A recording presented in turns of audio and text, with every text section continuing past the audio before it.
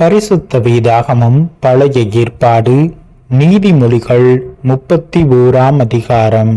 ராஜாவாகிய லேமுவேலுக்கடுத்த வசனங்கள். அவன் தாய் அவனுக்கு போதித்த உபதேசமாவது, என் மகனே, என் கற்பத்தின் குமாரனே, என் பொருத்தனைகளின் புத்திரனே, ஸ்ரீகளுக்கு உன் பலனையும் ராஜாக்களை கெடுக்கும் காரியங்களுக்கு உன் வழிகளையும் கொடாதே. திராட்சை ரசம் குடிப்பது ராஜாக்களுக்கு தகுதியல்ல. லேமுவேலே, அது ராஜாக்களுக்கு தகுதியல்ல. மதுபானம் பிரபுக்களுக்கு தகுதியல்ல. மதுபானம் பண்ணினால் அவர்கள் நியாய பிரமாணத்தை மறந்து சிறுமைப்படுகிறவர்களுடைய நியாயத்தையும் புரட்டுவார்கள். மடிந்து போகிறவனுக்கு மதுபானத்தையும் மனம் கசந்தவர்களுக்கு திராட்சை ரசத்தையும் கொடுங்கள். அவன் குடித்து தன் குறைவை மறந்து தன் வருத்தத்தை அப்புறம் நினையாதிருக்கட்டும். ஊமையனுக்காகவும் திக்கற்ற எல்லாருடைய நியாயத்துக்காகவும் உன் வாயை திற. உன் வாயை திறந்து நீதியாய் நியாயம் தீர்த்து சிறுமையும் எளிமையுமானவனுக்கு நியாயம் செய். குணசாலியான ஸ்திரீயை கண்டுபிடிப்பவன் யார்? அவளுடைய விலை முத்துக்களை பார்க்கிலும் உயர்ந்தது. அவள் புருஷனுடைய இருதயம் அவளை நம்பும். அவன் சம்பத்து குறையாது. அவள் உயிரோடு இருக்கிற நாளெல்லாம் அவனுக்கு தீமையை அல்ல நன்மையையே செய்கிறாள்.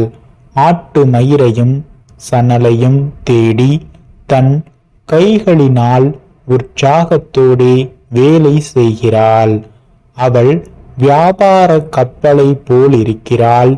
தூரத்திலிருந்து தன் ஆகாரத்தை கொண்டு வருகிறாள். இருட்டோடே எழுந்து தன் வீட்டாருக்கு ஆகாரம் கொடுத்து தன் வேலைக்காரிகளுக்கு படியளக்கிறாள். ஒரு வயலை விசாரித்து அதை வாங்குகிறாள். தன் கைகளின் சம்பாத்தியத்தினால் திராட்சை தோட்டத்தை நாட்டுகிறாள். தன்னை பலத்தால் இடைக்கட்டி கொண்டு தன் கைகளை பலப்படுத்துகிறாள். தன் வியாபாரம் பிரயோஜனமுள்ளதென்று அறிந்திருக்கிறாள்.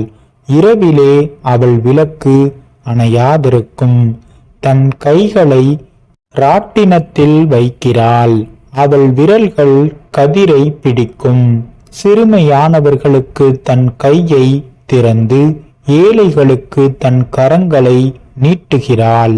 தன் வீட்டார் அனைவருக்கும் இரட்டை புரை உடுப்பிருக்கிறதால் தன் வீட்டாரின் நிமித்தம் குளிருக்கு பயப்படாள். இரத்தின கம்பளங்களை தனக்கு உண்டு பண்ணுகிறாள். மெல்லிய புடவையையும் இரத்தாம்பரமும் அவள் உடுப்பு. அவள் புருஷன் தேசத்து மூப்பர்களோடே நியாயஸ்தலங்களில் உட்கார்ந்திருக்கையில் பேறு பெற்றவனாயிருக்கிறான். மெல்லிய புடவைகளை உண்டு பண்ணி விற்கிறாள். கச்சைகளை வர்த்தகரிடத்தில் ஒப்புவிக்கிறாள். அவள் உடை பலமும் அலங்காரமுமாயிருக்கிறது. வருங்காலத்தை பற்றியும் மகிழ்கிறாள். தன் வாயை ஞானம் விளங்க திறக்கிறாள். தயையுள்ள போதகம் அவள் நாவின் மேல் இருக்கிறது.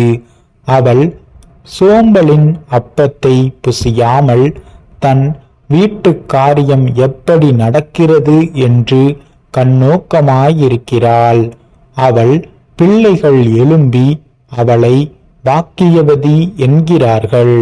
அவள் புருஷனும் அவளை பார்த்து, அநேகம் பெண்கள் குணசாலிகளாயிருந்ததுண்டு, நீயோ அவர்கள் எல்லாருக்கும் மேற்பட்டவள் என்று அவளை புகழ்கிறான்.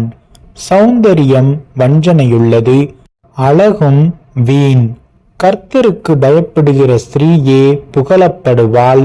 அவள் கைகளின் பலனை அவளுக்கு கொடுங்கள். அவளுடைய செய்கைகள் வாசல்களில் அவளை புகழக்கடவது.